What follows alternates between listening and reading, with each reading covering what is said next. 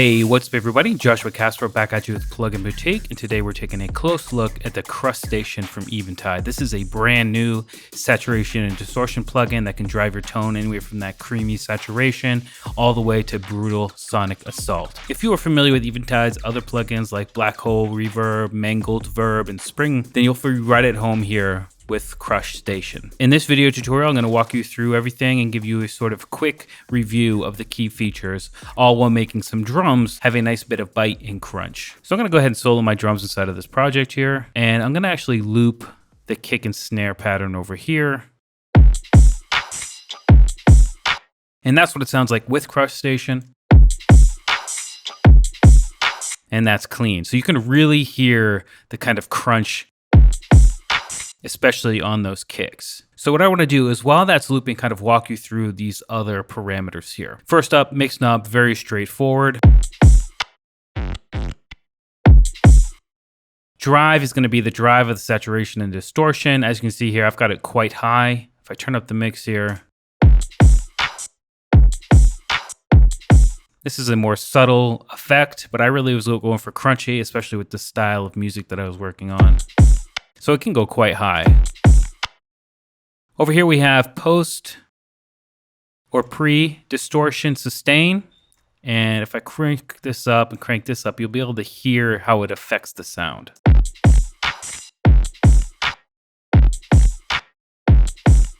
So it is going to change the character of the distortion depending on whether you have that pre or post distortion sustain. Then we have the sag control, which is a really neat control that I'm glad is incorporated in CrushStation. And this was inspired by Eventide's experience of the sound of dying analog gear when the power rail sags and the amp starts sputtering and cutting out and sounding broken.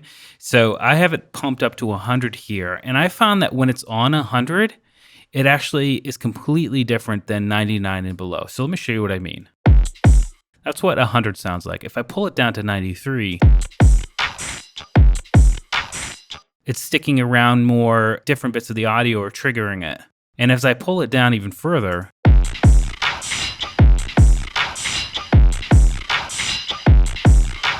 it's a really nifty effect, but the way I'm pumping it here at 100, it's giving it just that crunchiness to the kick drums, which is really what I was looking for here.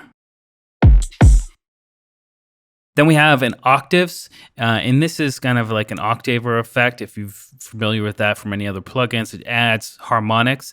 It doesn't really work here on drums. It would be more for harmonic content or melodic content. But essentially, it mixes in higher or lower octaves. And then there's grit, which is going to push things into fuzz territory. So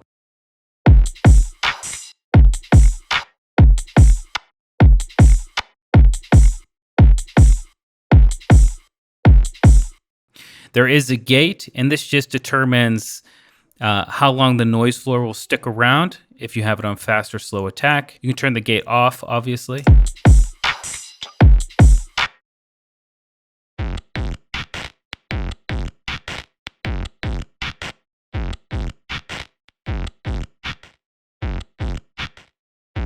So you can see here when it's up really high, this last little hit isn't going to trigger it. And if I turn it up even further, we should be able to remove this hi-hat as well.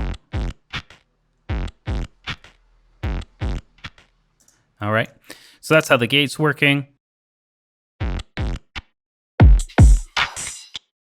And then we have a control here, a 3-band equalizer to shape the sound of the saturation itself. So if I turn it up to 100%, we can bass boost. And because I was using it with a low mix and I wasn't trying to add low end to the actual sound itself, I just pulled back on the bass there.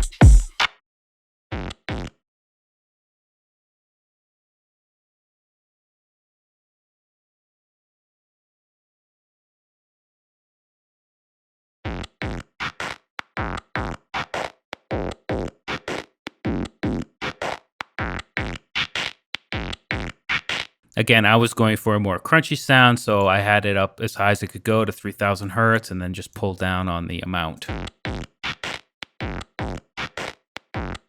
And then the treble works the same way.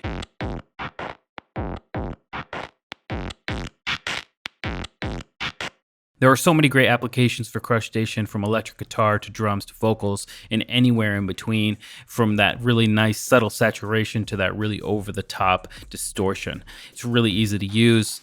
We do have a hot switch here, which you can use to set like an A-B switch.